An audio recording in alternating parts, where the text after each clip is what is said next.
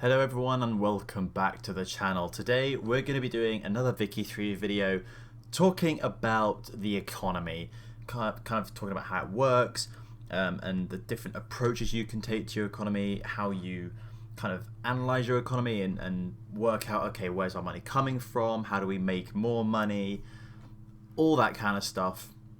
And hopefully you guys are going to be able to, in a short amount of time, have a basic understanding of how the economy works in Victoria 3 and, you know, giving you guys the tools to be able to build the economy that you want, because there are different approaches that you can take. So we're just going to pose two Sicilies. It's a country I like. It's fairly powerful. As you can see, it's 11th prestige, so I think it's quite a nice template to kind of showcase what you guys are going to want to do when you hop into a game. So first off, you're going to want to do is take a look at your economy when you start the game. You're going to want to break it down, see how you're making your money, where your costs are, all that kind of thing. So first thing, obviously, is check the balance. Luckily, we are already over £8,000 in profit, which is pretty nice. We have sizable gold reserves, which is also good. And of course, you have a breakdown of where that money is coming from. So quite a lot are coming from income taxes and poll taxes. And then, of course, our major costs seem to be our government wages. So that's basically the basic breakdown of how you are either making or losing money. Take a look at this, see where your costs are, see where your income's coming from, and then that'll probably give you an idea of what to do. For example, if in this case, our government wages, okay, well, they're quite high. What's going on there? Well, let's hover over the number, and it'll tell you here, okay, look, £6,500 is from government administration buildings, over 3,000 are coming from your ports, and only £985 from your construction sector. So how do you change this if you want to change this? Well, one tab you're going to get to using a lot is the budget tab. This is basically one of your main ways of like being able to sort of enhance and change your economy. And again, it gives you a kind of breakdown of where your money's coming from, how it's changing over time. But let's say here that, yeah, okay, government wages, I think they're too high. I need to make more money. So what do? Well, you can cut them. Pretty simple. Of course, there are side effects of doing this by decreasing government wages by 15% here. Certain types of pops will gain disapproval of that. And as you can see, it also reduces the amount of prestige you have. While, of course, doing the opposite gives you certain benefits and approvals, as you can see here from different types of pops. Of course, that's a decision that is up to you to make. I mean, if you don't care about the approval of these pops or your prestige, go ahead, cut your government wages. Because you're going to want to make as much money as possible so that you can build things as quickly as possible and, I don't know, do whatever you want to do. If you want to build a huge army or whatever, you want to have the money to do so, right? So if you ever want to know what's going on with your economy, where your costs are, where your income's coming from, hover over your balance here, see what your gold reserves are and your money is, or come to the budget to tap here and it'll kind of show you what's going on. It'll also give you a state breakdown showing you where income is coming from in your state. So here you can see Campania is our most profitable but also our most costly state. And as you can see, whereas, Abruzzo, pardon the pronunciation, I don't know if that's correct, isn't making a lot of money. So you're going to want to be careful of where your money's coming from. If it's all coming from one state, that could be quite bad because you could get uneven development of your country. Something you're probably going to want to do is spread out where your money comes from, because God forbid you lose that state in a war, you're going to be down a whole bunch of money. So one of the things I would definitely recommend doing, one of the things I personally like doing, is spreading out the development of my country, making sure that, okay, even though I will focus heavily on increasing the amount of money that comes from Campania, because it's probably the most developed and urbanized state, I'm still going to want money to come from all my other states. I don't want to have all my eggs in one basket, essentially. So let's talk about something else in relation to the economy, and that is your market. So the Sicilian market is, of course, at the moment just the Kingdom of Two Sicilies. It's just the 5 states we have, which means everything that is demanded, I guess the best way to say it is everything that we sell and everything we buy is in relation to this particular market. So for instance, in the Sicilian market, you can see here we are producing 402 sulfur. That means all the mines that we have are selling 402 units of sulfur, right?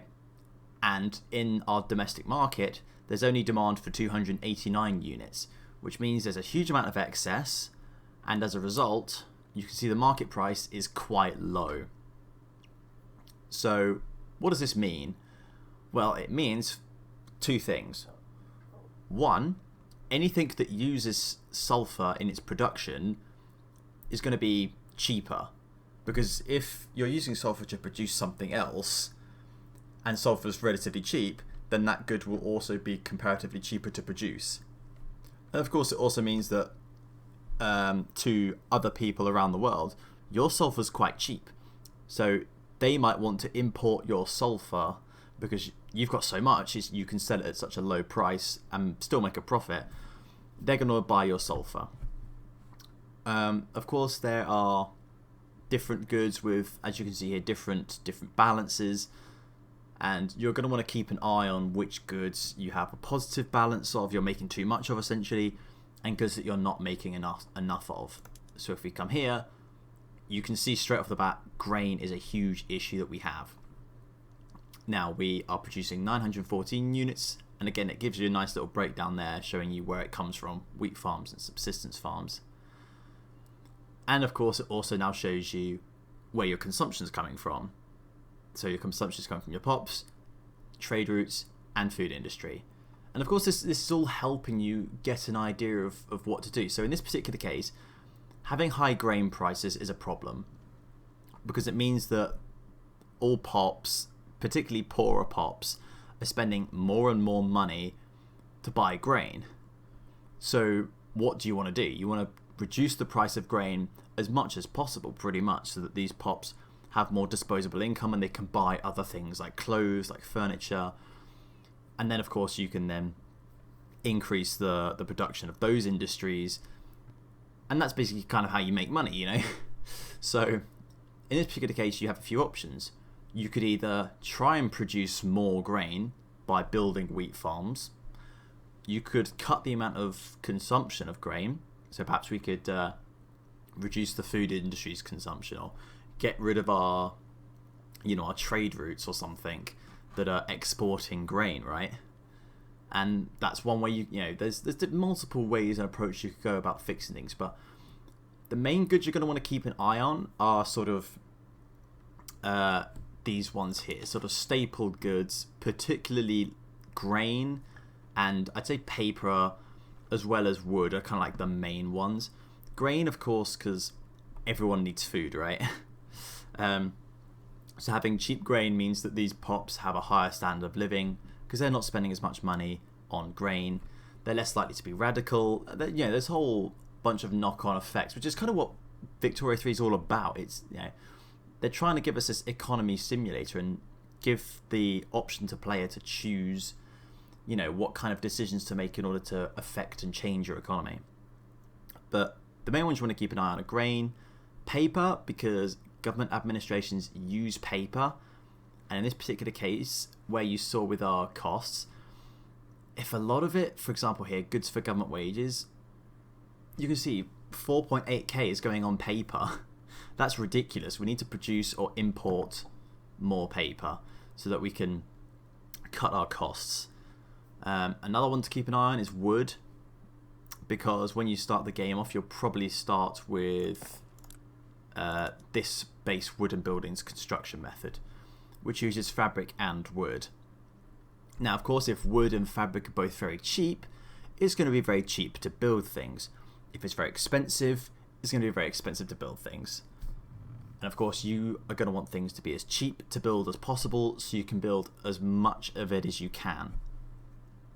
So you'll kind of get an idea of what goods you want to keep an eye on, so on and so forth. But these are kind of like just the main ones, like like I'd say wood, fabric, paper, and grain. Just keep an eye on those four if you're not sure what to do, because it can be quite overwhelming when you're like, oh shit, I've got to balance the books on all of these, you know, all of these goods here. That's not true.